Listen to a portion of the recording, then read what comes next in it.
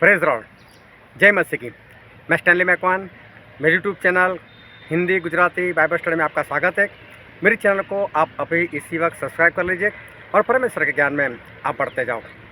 लोग फैशन करते हैं कपड़ों की, लोग फैशन करते हैं अपने चेहरे की, अपने आईब्रो की, बाल बनाने की, बाल काटने की। ऐसे अलग अलग लोग फैशन करते हैं, श्रृंगार करते हैं, गहनों की फैशन करते हैं। लेकिन आज मैं एक ऐसे फैशन की बात करना चाहता हूँ जो बहुत लोगों में है, लेकिन हो सकता है उनको पता नहीं है।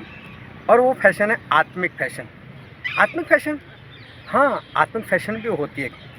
और आत्मिक फैशन क्या है, किसे कहा जाता है आत्मिक फैशन, वो जानने के लिए मेरे साथ इस वीडियो में अंत तक बने रहो। मूसा वो परमेश्वर के बहुत बेहतरीन दास हो गए और परमेश्वर ने मूसा के बारे में ऐसा कहा था कि मूसा के जैसा भविष्यवक्ता इज़राइल में आज तक पैदा नहीं हुआ। और मूसा के जरिए परमेश्वर ने बहुत बड़े बड़े काम करवाए थे और सही में आज तक मूसा जैसा भविष्यवक्ता कोई भी पैदा नहीं हुआ। जिससे मूसा ने बड़े बड़े चमत्कार किए, ऐसे आज तक कोई नहीं कर पाया। ना कोई पानी का लहू बना पाया या कोई समुद्र को फाड़ पाया। ऐसे बड़े बड़े चमत्कार मूसा ने किए थे। अभी वही मूसा ने एक बार शादी कर ली और शादी की थी कुशी स्त्री से। और कुशी स्त्री मतलब जो इज़राइल की नहीं थी, ऐसी स्त्री। और परमेश्वर ने बोला था कि शादी करनी है तो इज़राइल में ही करनी है, अन्य जाति से नहीं करनी। और ये आज्ञा परमेश्वर ने मूसा को ही दी थी। और मूसा ने ही ऐसा किया कि अन्य जाति की स्त्री कुशी स्त्री से शादी कर ली। अभी शादी कर ली तो मूसा के जो बड़े भाई थे हारून और उनकी बड़ी बहन थी मरियम, उन दोनों ने मूसा का विरोध किया। वो लोग मूसा के सामने आके खड़े हो गए, बोले क्यों शादी की, क्यों ऐसा किया। अभी मूसा ने जो भी किया, कैसे किया, वो बाइबल में नहीं लिखा। लेकिन जब परमेश्वर मूसा की गवाही दे रहे कि मूसा के जैसा भविष्यवक्ता आज तक नहीं हुआ, तो इसका मतलब है कि मूसा बहुत ही बड़े परमेश्वर के दास थे और परमेश्वर से बहुत करीबी रिश्ता था। तो मूसा ने जो भी किया होगा परमेश्वर के कहने के अनुसार ही किया होगा और परमेश्वर ने इस बात को पाप नहीं माना।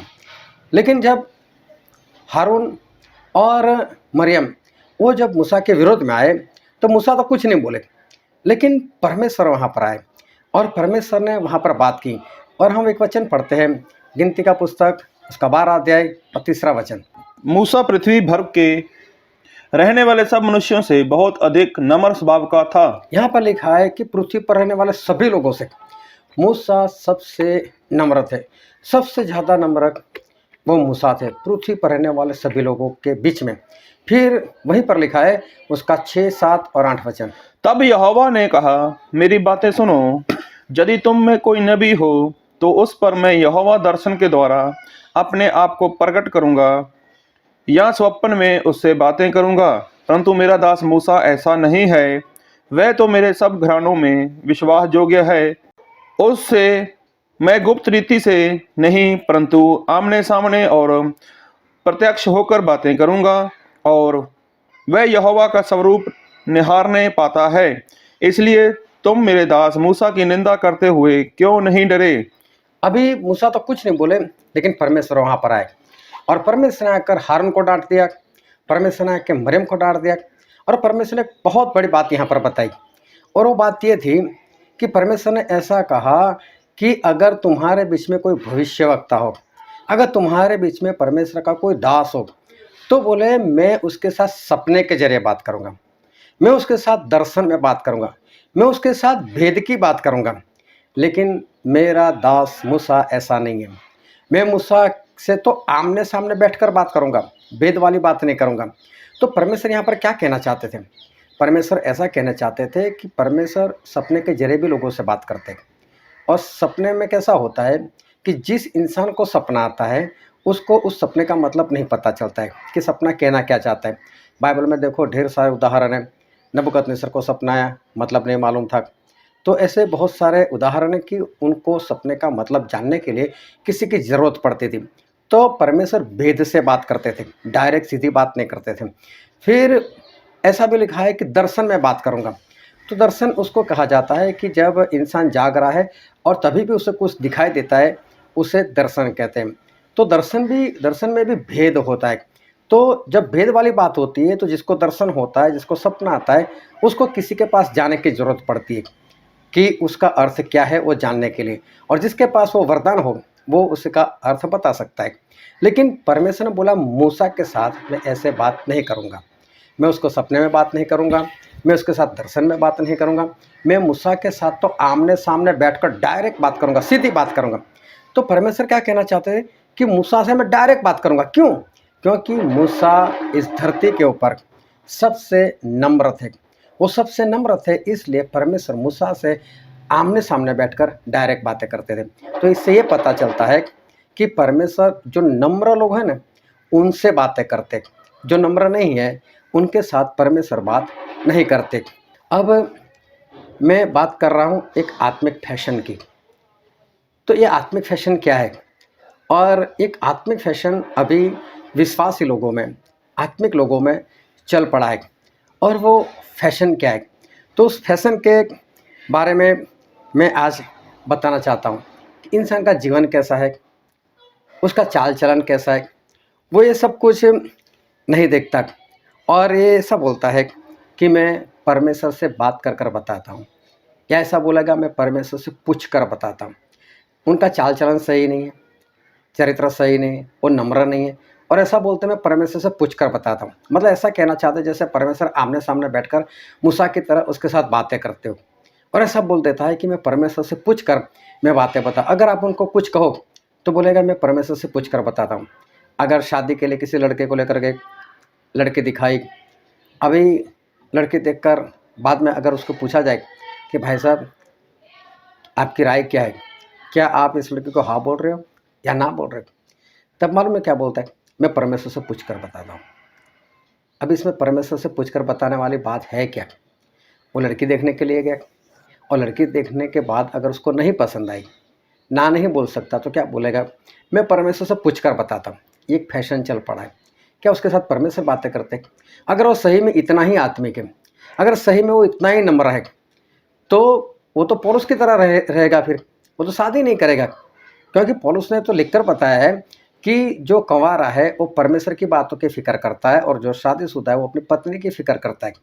तो शादी करने से परमेश्वर से रिश्ते में कुछ तो फर्क आता है। तो अगर वो इतना ही आत्मिक है, परमेश्वर अगर उसके साथ बात ही करते, तो फिर वो तो पौलुस के समान रहना चाहिए।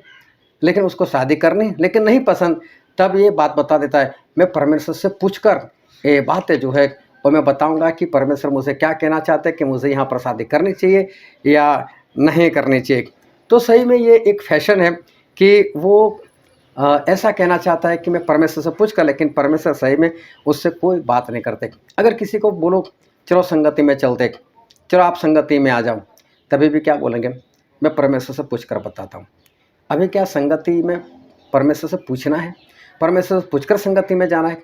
एक वचन हम पढ़ते हैं जो है प्रेरितों के काम, उसका 2 अध्याय और उसका 42 वचन। और वह प्रेरितों से शिक्षा पाने और संगति रखने और रोटी तोड़ने और प्रार्थना करने में लौलीन रहे। यहाँ पर ऐसा लिखा है कि जो शुरुआत की कलीसिया थी, वो शुरुआत की कलीसिया वो प्रेरितों से शिक्षा पाने में, संगति करने में, प्रभु भोज लेने में और प्रार्थना में वो लौलीन रहे, मतलब बने रहे, लगातार बने रहे। क्या ये लोग परमेश्वर से पूछने के लिए जाते थे परमेश्वर हम संगति करें क्या?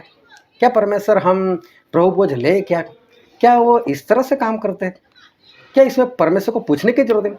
अरे संगति है तो हाँ ही बोलना है, हाँ मैं आता हूँ, चलो मैं चलता हूँ।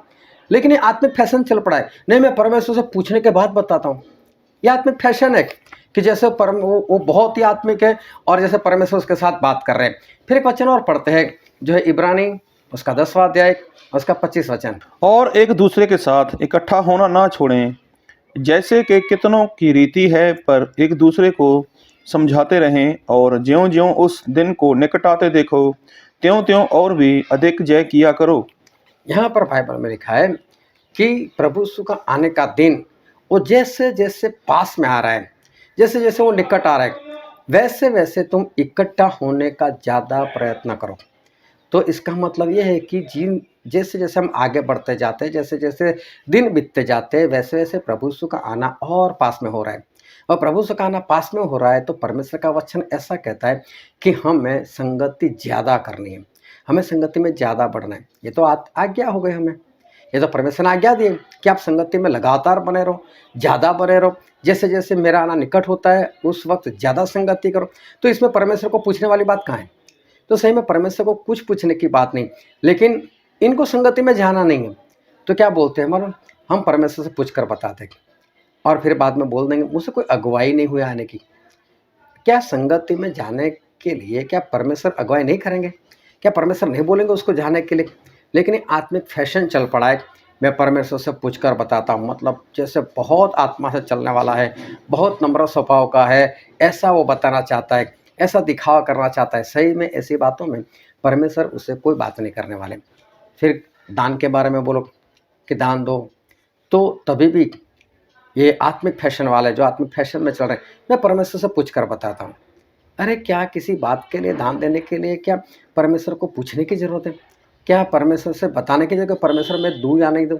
और फिर बाद में बोल देता है मुझे अंदर से कोई अगुवाई नहीं हुई इसलिए मैंने कुछ नहीं दिया। जबकि बाइबल में ऐसा लिखा है, हम पढ़ते हैं लेविया उसका 27वां अध्याय और वचन 30। फिर भूमि की उपज का सारा दसमांश, चाहे वह भूमि का बीज हो, चाहे वृक्ष का फल, वह यहोवा का ही का है, वह यहोवा के लिए पवित्र ठहरे। यहाँ पर ऐसा लिखा है कि जो दसमांश है, हमारी कमाई का 10वां हिस्सा, ऐसा लिखा है वो परमेश्वर का है और परमेश्वर के लिए पवित्र भी है। तो परमेश्वर कहते हैं वो मेरा है, तो मेरा है मतलब क्या कहना चाहते हैं? दे दो मुझे। तो परमेश्वर को देना है, वो परमेश्वर का ही, परमेश्वर को दे दो। क्या इसमें परमेश्वर को पूछने की जरूरत है?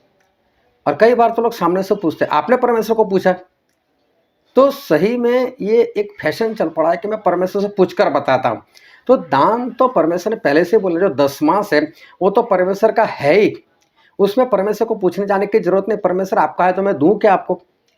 ऐसे परमेश्वर से पूछने की जरूरत नहीं। और ऐसे लोगों के साथ परमेश्वर बात भी नहीं कर रहे, लेकिन फिर भी क्या बोलते हैं, मैं परमेश्वर से पूछ कर बताता हूँ। फिर एक वचन और पढ़ते हैं जो है गलातिया उसका अध्याय 6 और वचन भी 6। जो वचन की शिक्षा पाता है वह सब अच्छी वस्तुओं में सिखाने वाले को भागी करे। यहाँ पर ऐसा लिखा है कि जो सीखने वाला है, जो शिक्षा खुद पाता है, किसी से सीखता है, वो जो भी परमेश्वर का दास उसको सिखाता है, वो जो भी हो, उसको अपनी सारी अच्छी वस्तुओं में से सहभागी करे। इसका मतलब जो वचन सीख रहा है उसको क्या करना चाहिए? उसके पास जितनी भी अच्छी वस्तुएं आती, चाहे बर्तन हो, चाहे कपड़ा हो, चाहे जूता हो, चाहे किसी भी तरह की अच्छी वस्तु है, उसमें उसने जहाँ से सीखा है उसको सहभागी करना ही करना है। ये परमेश्वर की आज्ञा है। परमेश्वर हमको रिक्वेस्ट नहीं कर रहे, विनती नहीं कर रहे कि आपको ऐसा करना चाहिए, डायरेक्ट बोलते करो ऐसा। अभी लोग क्या बोलते हैं, मैं परमेश्वर से पूछ कर बताता हूँ। अरे जब परमेश्वर की आज्ञा हो ही गई तो अब परमेश्वर को क्या पूछना? अब परमेश्वर को पूछने की कोई ज़रूरत नहीं। वो तो शादी में सामने वाला पसंद नहीं है ना, इसलिए इंसान बोल देता है मैं पूछ कर बताता हूँ, और फिर बोल देगा नहीं परमेश्वर ने मुझे मना किया। जब पसंद आता है तब कोई पूछने नहीं जाता कि परमेश्वर मैं इससे शादी करूं या नहीं करूं। तो ये सारी बातें कैसी एक आत्मा की फैशन चल पड़ी। लोग ऐसा बोल देते हैं कि मैं परमेश्वर से पूछ कर बताता हूं। सही में जहाँ जहाँ परमेश्वर की आज्ञा है वहाँ पर हमें परमेश्वर से कोई भी बात जो है वो पूछने की ज़रूरत नहीं है।